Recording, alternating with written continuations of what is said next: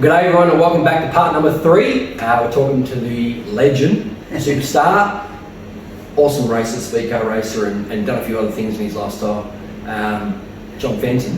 Now John, I wanted to touch on this segment. Maybe you travelled so much, 11 years of racing, and you've done so many things. You travelled all around Australia, you won feature races in every state, you went to New Zealand and won the Bob Tattersall Memorial and so many other races, running second I think in the Derby. Can you tell us some stories maybe that you had on the road, or some of the funny things in the hotels and you set people up, and or just Well, there's always been a big story about they still have the international series in New Zealand at Western Springs, and the promoter there at the time, there was 3 of them. There was Gary Roberts, Tony Leader and George Turbot, and George Turbot used to have a bit of a different type of pronunciation to his speech, and everything was in New Zealand was always getting cranked on. And anyway, he said, I've got to have all the mudgets, because they call them mudgets in New Zealand, because they can't say speed car. They always say 6 o'clock, or we want fish and chops. And that's for Timmy Clark to say that. And they all go. So we had this, and there was 9 of us, and I was there with Ronnie Wallis and I think Noel Bradford and myself were in the team from Australia. And we had Barry Butterworth, and that Barry Butterworth he was just like a legend to it, and anyone said anything you just wouldn't like to say. Like Ronnie Wallis would say, and Ronnie, there was the Golden Gloves, and he didn't mind a round or 2 if it went that way. And we had the New South Wales team there, which was it might have been Howard Gravel and George Statlaw and Gary Rush and stuff. I can't remember. Wow! But that's how we all were. We all get a turn on the. We goes around 9 races, you see, and each one gets a turn on the front, and you just keep moving around. It's run over 2 nights, 5 rounds one night, 4 rounds the next night. And we're going around, and it gets it where Barry Butterworth and Ronnie Wallace are going to start on the front row. And I was back about 1 row in between us, and then there was myself and Sleepy Crew. And we're rolling around, and I see Ronnie Wallace. Ronnie Wallace was on the pole, see? On the outside is Barry Butterworth. We're going around to get ready for a start, and in those days the velodrome was where it was built. And there's a concrete wall to it, filling seat, which you weren't allowed to go up on. At the days they talked about Bob Tattersall and the Offord House are up on that. That was something, that was before my time. But even though I did get to race with Bob Tattersall. But anyway, we're getting around there, we're lining up. We come up to get a green, and bang! Wallace would give Butterworth one, and he hit it. Well, I thought, gee, that wheel, the left front wheel's starting to go a bit like this. Well, we had about 10 goes to get in the green, couldn't get it. And the pressure was on. And we come up, and the next time we get ready to go, going bang! He gives him one. And Butterworth goes up the wall, hits the fence, and that's it. And Wallace just kept going. Well, the red flags are coming on, the stewards are running out. Crowd would be going crazy. You could hear the tension in the crowd. The Western Springs is full of people, whatever you want to have there. Double what you see there today, right up through they used to call it up in the pine trees. And everything was there, was right next to the zoo, the track. And anyway, which is a place you can go if you feel bad. And anyway, we get around there, and next thing you know, this is all on. So I looked, and I was just killing myself laughing. We're trying to race. And here's this Butterworth up there, and he gets out of his car, the crowd's erupted. And Bill Mudgway, who was the commentator, and he had this immaculate hair, white, and it was immaculate on his head. And George Turbot was rather a different type of spoken type of fellow. And anyway, Butterworth gets out of his car, he's ready to fight. Wallace is running around the infield, he doesn't want to line up, he's already got, we've all stopped, and Wallace is still running around. And the chief steward's running after him with the black flag, waving it, you see. And so Wallace turns the car and chases after the chief steward. And the chief steward's still the road runner, he's going for it, and you are laughing like that. So he's going like across here. Wallace stops his car, gets out, the steward goes over, gets the flag, and he points at Wallace. And Bill Mudgway's there, oh, we've had a terrible dispatch here. And he's quite a well-spoken man. Anyway, this is the show on. So here's Wallace, he gets out of the car and he's telling the crowd, you crowd, you saw what he was doing to me. He's a dirty driver, that Barry. And I went, well, the crowd are just screaming and they're throwing things. And he's got Bill Mudgeway around the head. Now, he's got Ron. What is the reason for this anger? Oh, you know, you're all cheats over here. He got hold of Bill Mudgeway's head and he's trying to pull the hair. And George Turbot walks up to him and said, Ronnie, in fact, it's not a toupee, it is his hair. And they thought it was. Oh, shit, it was funny. So the fight went on until after the show. Right. Oh yeah, there's plenty of that for me. Yeah. Ted Tracy from New Zealand was leading this big race. And I was sitting in fourth at the time behind Rich Fogler and Sleepy Trip. And it was close, you know. And over there's not much movement there. You got to push hard to get a little bit. Yeah. And so the race finishes, and Sleepy had given Ted Tracy one, and slipped him up onto the concrete, slipped through, under Vogel, got the win, and he was first. Well, it didn't stop there. Right. And Wallace is standing there after the show. He didn't finish or something. I'm standing there talking with Noel. We're all licking our wounds a bit, even though I finished fourth, I was happy, you know. Well, it doesn't matter much, as Noel would say. And we get there, and Wallace comes. Yeah, what happened, Sleep? What happened? That guy tried to hit me, and Wallace comes over and he goes, what happened here? You know, what are you trying to hit Sleep? Because Ronnie always, don't ring a bell, mate, I'll come out, I can't help myself. He gives Sleepy one, and Sleepy goes over and down, hits the deck. Does Ronnie? Yeah, Ronnie Wallace. Yeah. No, Ronnie Wallace hit. The guy hit Sleepy, that's right. Okay. And Sleepy went over, and when he got hit, Sleepy said after me, when he hit me, I knew to stay there. He stayed there, and Wallace stepped in and said, hey mate, that's my mate, you can't do that. And he said, you're going down, mate. And the guy said, he's from the Hells Angels. And he said to Ron, I'm telling you, don't. So Ronnie misheard what he said, and he hit him. Oh. And then Ronnie went down like he wouldn't believe. But the fun of it all was happening. No wonder the joint was packed the next week. And you're like, I'm glad I you happy? Oh mate, please leave him out. Whatever keeps them happy. There's a fist fight. Oh. And then we get out there the next week and we're going around on the back of the ute. They were introducing the Australian team, and they said, "We got in the next one for Australia. We got the flag up like this, and there's cans flying through the air and everything." And Wallace had said, "I really love coming to New Zealand, but I can't work it out. There's no good looking women here in New Zealand." Oh wow! He said that like in the. Oh yeah, over the field. Yeah. But Ronnie's married to a Kiwi. Oh, yeah. So they don't know. It was all showmanship, you see. Yeah. And the crowd on there throwing things, and Ronnie says to me, he said, mate, I don't think they like you. The big chap standing back thinking, where are all these cans coming from? We should be drinking them. But it was there was some funny things happening. Yeah. Besides, the racing was fantastic. Yeah, so much. Line up with Johnny Rutherford there at times, Sleepy Trip, Larry Rice, Bobby Oliveira. You know, it was a privilege to get to do that at that level. That's amazing. And you had to be on your toes, and you had to remember that the fans wanted to get their money's worth. And, put on a show. And you needed a show, and you needed a race, and you had to be competitive. And over the years, I think any of the other guys that I raced with that have been there, Jeff Pilgrim went there, and it's unfortunate we've had him pass on at the moment, or forever. He's passing his on Friday, and we had Graham Jones went there, and there was a heap of Australians that went there, as I said, Noel.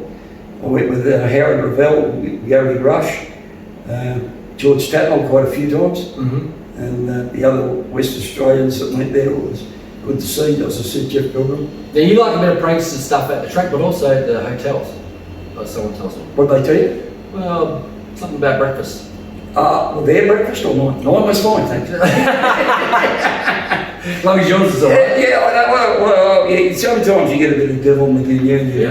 They all put their orders in, and it wasn't only DeRosa or Sutherland that I picked on, but they put their breakfast orders out, and I didn't think it looked right to me. And I changed the rosa to, he had 2 sausages and I changed it to 12 raw. That's 12 raw sausages. Someone to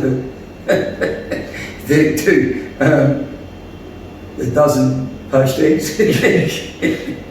And to the hotel rooms? Oh yeah, oh yeah, they got the orders in, sir. Yeah. Well, they ordered it, not me. And I did it to Mel King. Right. And short street at his bed one night. Is that right? Yeah, Mel, he was a good bloke. We had a little laughs with him. But you could do these things, but only the devil that makes it happen. Yeah. A little bit of humour afterwards, but I never confessed that I did it in those days, no. But now I do. I think you've been talking to Cobra who would have bought a big mouth, can't shut him. Can't shut up. Big man, Numo, big cheese, hot boy, number 1. You know? Hey? So there's a lot of funny things happen over the years with racing and what we can all do. Mischief happens. Absolutely. But we're big boys in the big school. We had to behave ourselves in that manner. But it's not putting shit on people. It's trying to create a little bit of something different, like with the radio interviews we did in Perth, and you'd say just good, you know, that's how do you think you're going to go against these champions? And that day, I don't like to mention the names of the drivers, but unfortunately for Keith Mann, he was one of them at that time. And I said, just because he's got a head like a spark plug doesn't mean to say he's a champion. But it's all. And I remember my mum and his mum were at the speedway, and he said, "Oh, that was terrible, shocking." And my mum was a reserved sort of a woman, like Mrs. Mann, Keith Mann. Mum and they're lovely people, but it was only to get a rise, a bit of humour to it, you know. Just because he's got a head like a hubcap doesn't mean to say he's a big wheel. Say that about Cobra, couldn't we? But I never raced with Wayne Cobra, you know. To me, he was probably a bit middle-aged starting, you might say. Was he? He's in his, I'd say he would have been. Yeah, it looks like he's done it pretty tough.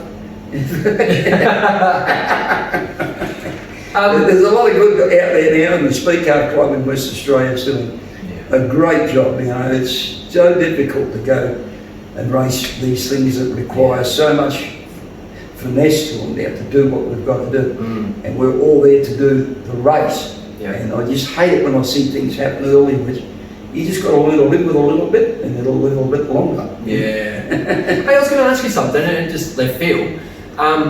Do you believe in something like when they have feature races, and you know these guys are spending, you know, 80, 100 grand on speed cars now, all the gear and the bits and pieces, without all the transports away.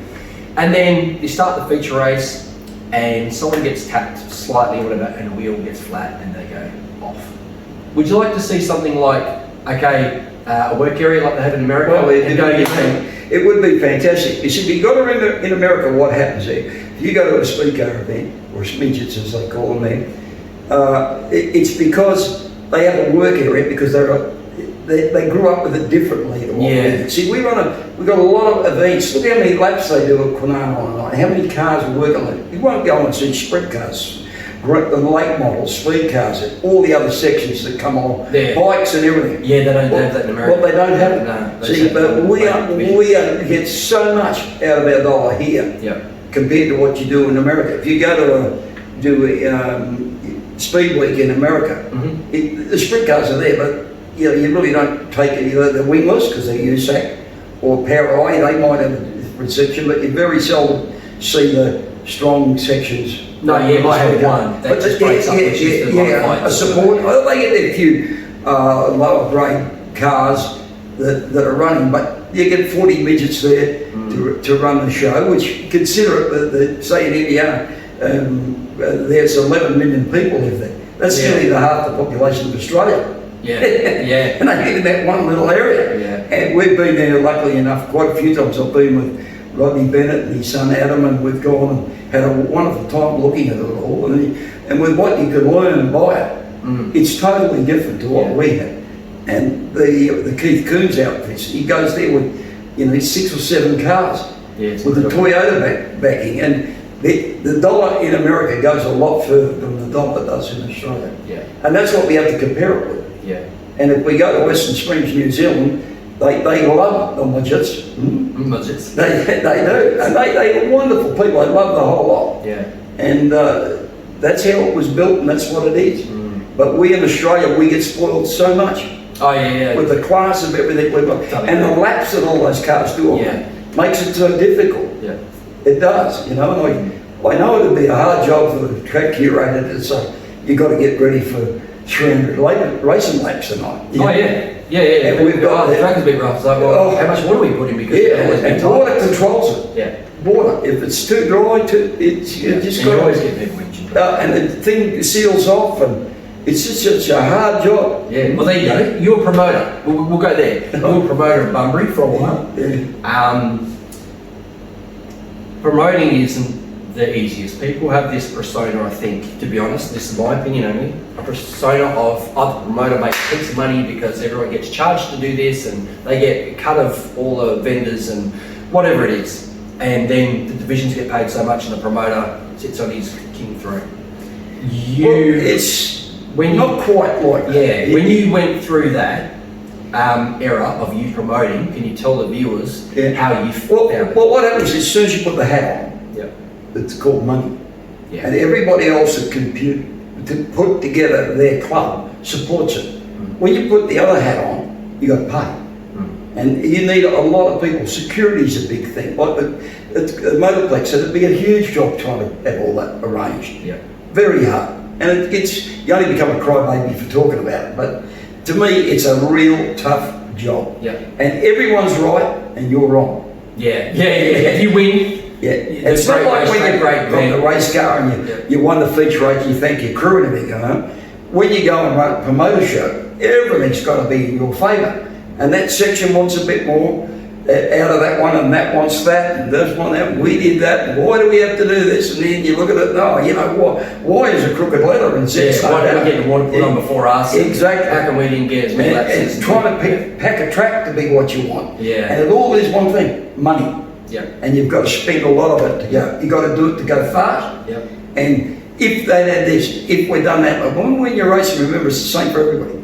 Yeah. It's how you can hook up to do the job, you know. So when you're the promoter, you've got to see weeks in advance on what you've got to do through sponsorship, promotion, how much money you're going to spend, and then the weather. It's got to be. Right, it can be. But that kills you. Weather can kill you. Yeah. A lot of money. Yeah. And everyone that's working there, you got the, you know, they just say, oh, we come in and we run a couple of shows and leave. It's not like that. The place is still there for a year. And upkeep is a big thing. Yeah. How much money is that going to cost? Yeah. And the stress. It's a huge job. Yeah. And if I had my time over again, no, I wouldn't go near it. I usually, I'm just saying, I used to love racing. Loved it. But at 35, I was out and done, and it's just something that, you know, unless you've got somewhere else where your money tree's growing and you can afford to keep it, you'll get your nights of success. Yeah. But soon gets eaten up if something goes wrong. Yeah. And the guys, the competitor will say, well, it's the same for me with my car, my race car. Blew the engine or did whatever. Yeah. But it's your choice to spend it, and it's your choice if you want to be a promoter or you want to try and make a dollar out of it. Yeah. But the odds are against you.